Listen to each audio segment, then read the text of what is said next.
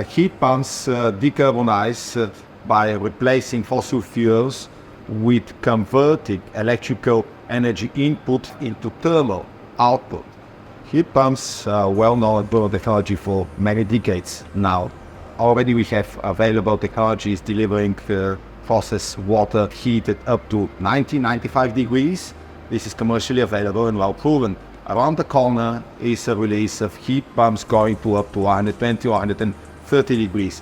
This means that there is a large amount of heat processes in industry which can be addressed with heat pumps replacing gas boilers. One benefit is that you can utilize heat pumps for cutting the natural gas or the fossil fuels off from your manufacturing. Another benefit is the larger implementation of fluctuating energy from renewables, which is increasing every year. We cannot control when the wind blows and we have excess electricity, right?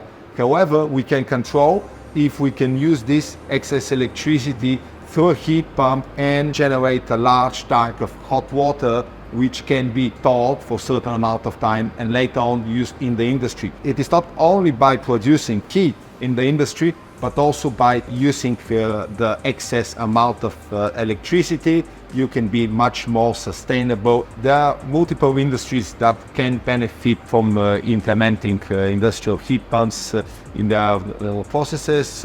To name a few, these are food and beverage, starting with breweries, distilleries, poultries, meat processing, dairies, and so forth. All of them have need for both cooling and heating. Often they are separated from each other. However, to be more efficient, you can combine them, you can disconnect from fossil fuels or at least minimize the fossil fuel use using heat pump.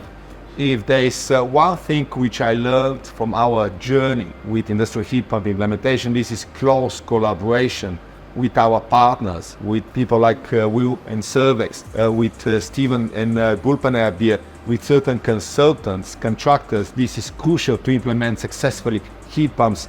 We learn from the processes and therefore we develop our equipment according to the market needs. Otherwise, there always will be a mismatch. So we need to collaborate, we need to share more information, we need to work close in the whole value chain. Visit danfoss.com to learn more about Decarbonization Explained and how we can partner together to decarbonize.